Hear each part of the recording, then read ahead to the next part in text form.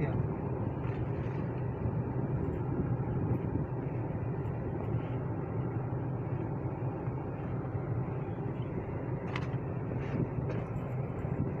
निकाल के अस्पताल में हो जाएगा।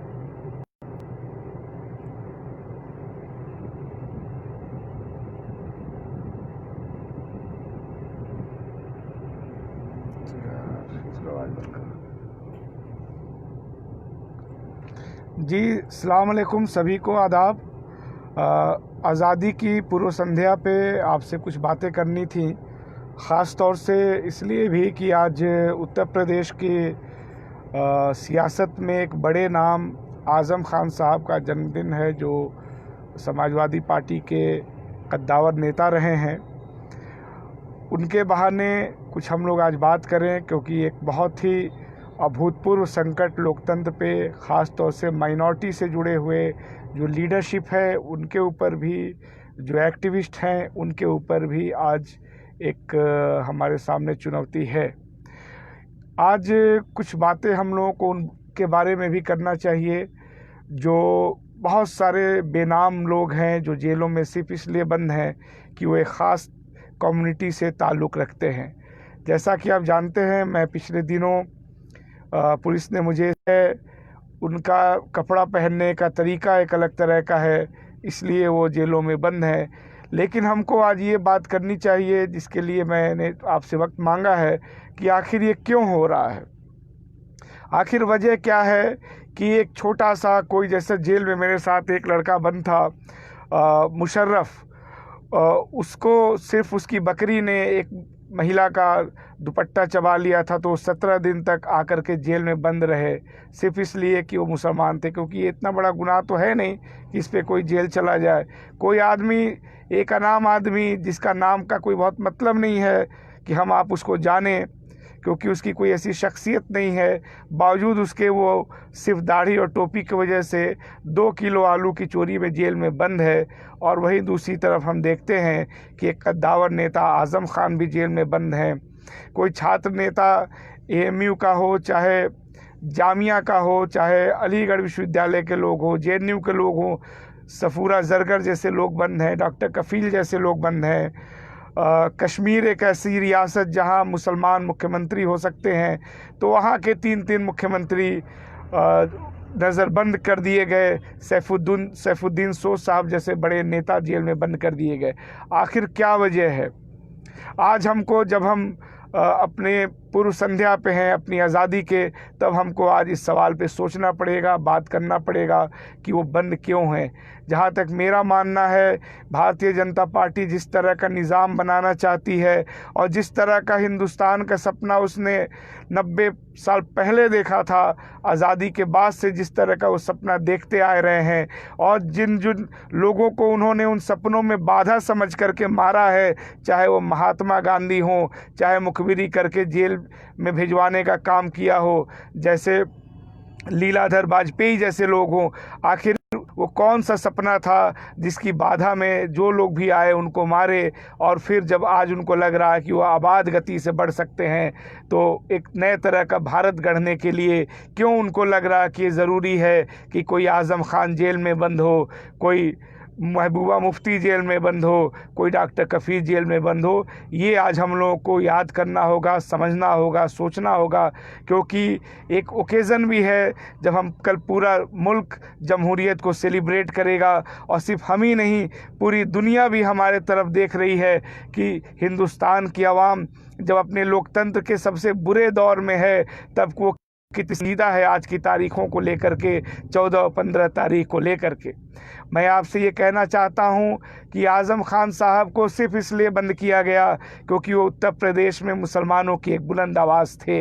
वो हमारी पार्टी के नहीं थे, लेकिन हम मानते हैं, लोकतंत्र में यकीन रखते हैं, और इस बात को यकीन के साथ इस पे फॉलो भी करते हैं कि विपक्षी दलों में, चाहे वो कोई भी पार्टी के लोग हों, अगर वो जमहूरियत के लिए काम कर रहे हैं, वंचित तबकों के लिए काम कर रहे हैं, और उनके ऊपर अगर कोई हमला होता है, उनके राइट्स के ऊपर हमला होता है, तो हमको एक साथ खड़ा होना चाहिए।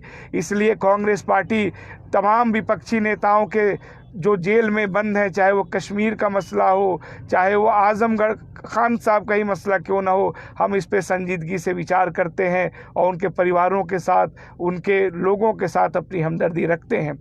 लेकिन यहीं पे सवाल उठता है कि वो पार्टी, जिस पार्टी के लिए आज़म खान साहब ने अपने 35-40 साल लिए अपनी पूरी ज़िंदगी कुर्बान कर दी, उस पार्टी के तरफ से उनके लिए क्यों नहीं लड़ा जा रहा है। उत्तर प्रदेश की जो हुकूमत है, योगी आदित्यनाथ की जो फांसीवादी हिंदुत्ववादी सरकार है, वो तो आज़म खान साहब को मुसलमान होने की सज़ा दे रही है। लेकिन सवाल उठता है कि आज कि जो जिस पार्टी से जुड़े रहे, जो मुलायम सिंह जी की पार्टी है, अखिलेश यादव जी हैं, वो आखिर उनको मुसलमान होने की सज़ा क्यों दे रहे हैं, वो उनके साथ क्यों नहीं उस तरह से खड़े हैं जैसे वो अपने सजातीय नेताओं के लिए खड़े होते हैं। आज दोस्तों मैं आज़मगढ़ जा रहा था, बेसिकली अभी मैं पहुंचने जा रहा हूं, 10 मिनट बाद में बिलरियागंज पहुंच जाऊंगा। मुझे याद आ रहा है यहाँ पे मुसलमान महिलाएं CA NRC के ख़िलाफ़ आंदोलन पे बैठी थीं, उनके ऊपर बुलेट चलाए गए, लाठियां बरसाई गईं, लेकिन यहीं के सांसद होने के बावजूद आज़म खान अखिलेश यादव जी यहाँ पर नहीं आए। हमको इस कड़ी को भी समझना होगा कि ये समाजवादी पार्टी के नेता अगर सदन के अंदर मुलायम सिंह जी कहते हैं कि हम चाहते हैं कि मोदी जी दोबारा प्रधानमंत्री बने, तो इसका मतलब सिर्फ ये नहीं है प्रधानमंत्री बनेंगे, उसका मतलब ये भी है कि जब कोई आज़म खान जेल में जाएंगे तो उनके लिए उस पार्टी को नहीं बोलना है। और अगर उनके संसदीय क्षेत्र से आज़म खान अखिलेश यादव के संसदीय क्षेत्र में इस तरह की जुल्म और ज्यादती अगर मुस्लिम महिलाओं के ऊपर होती है तो उस पर भी उनको चुप रहना है। इस कड़ी को, इस क्रोनोलॉजी को आपको समझना होगा। इसलिए हम सिर्फ आज़म खान के मसले पे ही नहीं, अगर हम कफील खान साहब के मसले पर भी देखें तो उनके लिए भी समाजवादी पार्टी ने कोई तहरीक नहीं चलाई, कोई अभियान नहीं चलाया। आखिर क्या वजह है? क्या ये वजह है कि अखिलेश यादव की पार्टी का जो जातिगत जनाधार है उसका एक बड़ा हिस्सा भाजपा के प्रभाव में आ चुका है। सामाजिक न्याय का जो उनका नारा था, उन्होंने वोट लेना तो सिखाया, लेकिन अपने जातिगत जनाधार को मुसलमानों के सवाल पे संवेदनशील नहीं बनाया। धर्मनिरपेक्षता के मूल्यों के प्रति उनके अंदर समर्पण की भावना नहीं पैदा की। नहीं तो क्या वजह है कि आज़म खान जैसे कद्दावर नेता पे अखिलेश यादव की पार्टी के लोग धरना प्रदर्शन नहीं करते हैं। वो कह तो रहे हैं कि हम हर ज़िले में परशुराम जी की मूर्ति बनाएं, अच्छी बात है, भारत धर्म को मानने वाले लोगों की धरती है, देश है, प्रदेश है, यहाँ पे आप मंदिर बनवाइए, मस्जिद बनवाइए, सब कुछ करिए, कोई हमें दिक्कत नहीं है, किसी को कोई दिक्कत नहीं है। लेकिन क्या आप इतने ही उत्साह के साथ आज़म खान के लिए सवाल तो उठा सकते थे, उस पर आप क्यों चुप हैं? आपको इसका जवाब देना होगा। आज उत्तर प्रदेश का मुसलमान ही नहीं, हिंदुस्तान का मुसलमान इस बात पे विचार कर रहा है कि आने वाले दौर में हिंदुस्तान का जमहूरियत बचेगा कि नहीं बचेगा। अगर हिंदुस्तान का जमहूरियत नहीं बचता है तो उसके लिए सिर्फ फांसीवादी ताकतें, सिर्फ मोदी, योगी और सावरकर की औलादें ही जिम्मेदार नहीं हैं, वो लोग भी इसके लिए जिम्मेदार होंगे जो मुसलमानों से वोट लेना तो सीख लेते हैं।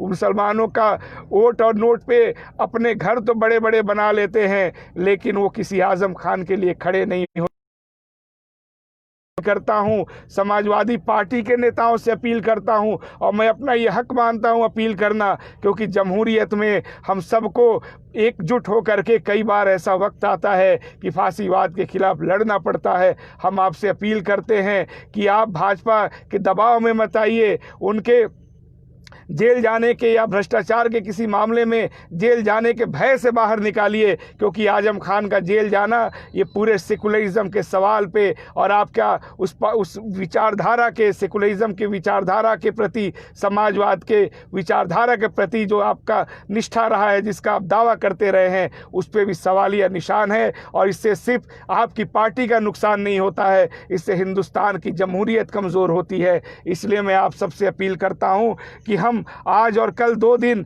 इन मुद्दों पे ज़रूर सोचें कि इस लोकतंत्र को बचाना है तो उसके लिए किस तरह से बेगुनाह जो जेलों में बंद हैं उनको छुड़ाने की हम हिकमत अमली करें, उनके लिए सड़कों पे लड़े। हमने इनसे ज़्यादा कुर्बानियाँ दी हैं। समाजवादी पार्टी के लोग हों चाहे बहुजन समाज पार्टी के लोग हों, उनको ये याद रखना चाहिए, डरने की ज़रूरत नहीं है। इनसे ज़्यादा जालिम हुकूमत अंग्रेज़ों की थी जो बिना मुकदमा चलाए फांसी पे टांग दिया करती थी। जब हम उससे यहाँ की आवाम नहीं लड़ी तो नहीं डरी, तो इस सरकार से भी हम नहीं डरेंगे। सबको साहस करके अपने अपने जो तर्जुमान हैं बिरादरी के, उन नेताओं को जो जेलों में बंद हैं उनके लिए लड़ना चाहिए। कांग्रेस पार्टी इस लड़ाई को लड़ेगी, चाहे दूसरे लोग लड़ें चाहे न लड़ें, ये हम अपनी जिम्मेदारी समझते हैं। ये मानते हुए भी कि वो हमारे राजनीतिक मुखालिफ हैं, हमारी पार्टी के साथ उनकी सहमति नहीं है नीतिगत मसलों पे, लेकिन बावजूद उसकी उनकी हम लड़ाई लड़ेंगे, क्योंकि ये लोकतंत्र की लड़ाई है। दिल बड़ा करके सोचने की ज़रूरत है। और मेरे मित्रों, एक चीज़ मैं और इस बात को जोड़ना चाहूँगा कि देखिए, जब कांग्रेस कमज़ोर हुई तो कांग्रेस सिर्फ पार्टी का नाम नहीं है कि उसके कुछ नेताओं को आप जेल में डाल देंगे तो कमज़ोर हो जाएगी। कांग्रेस का मतलब कुछ वैल्यूज़ हैं, उन वैल्यूज़ के ऊपर बीजेपी हमला कर रही है।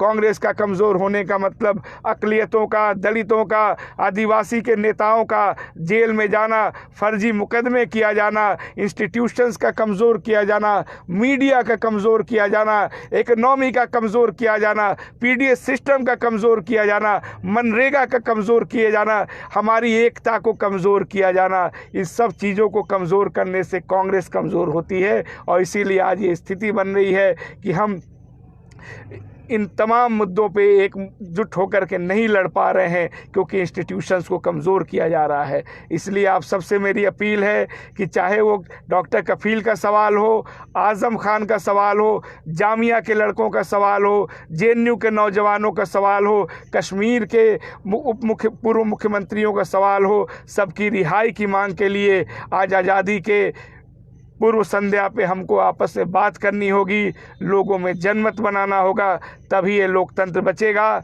सिर्फ झंडा फहरा लेने से ये लोकतंत्र नहीं बचने जा रहा है, क्योंकि झंडा फहराते हुए भी बहुत सारे लोगों ने शहादत दी है। ये जो आपको अधिकार मिला है झंडा फहराने का, वो इसी तरह नहीं मिला है। इसलिए तिरंगे की शान को बचाना है तो इस मुल्क में हर तरह की जुल्म और जाति के खिलाफ आपको लड़ना होगा। और जितने बेगुनाह लोग जेलों में बंद हैं, चाहे वो किसी भी जाति धर्म के लोग हों, उनको आज़ाद करा करके वास्तव में आज़ादी का एहसास हमारी आवाम को करवाना होगा। ये हम सब सियासी समाजी लोगों की जिम्मेदारी है। ये बात आपसे मुझे कहनी थी। शुक्रिया, धन्यवाद। इनकलाब जिंदाबाद। जय हिंद।